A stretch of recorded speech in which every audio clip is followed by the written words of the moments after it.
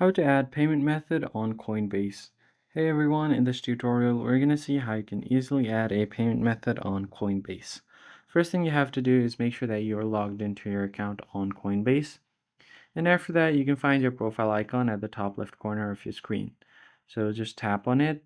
And once you tap on that, you should be able to finding your profile information like this. Now you can just go to the card section down below to transactions.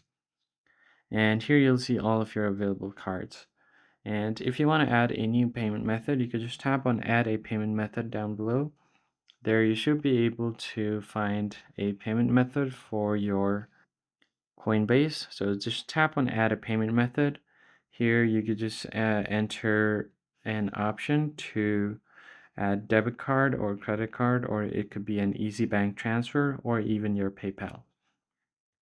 So select your method. For example, if you want to add credit or debit card, tap on it and then tap on continue.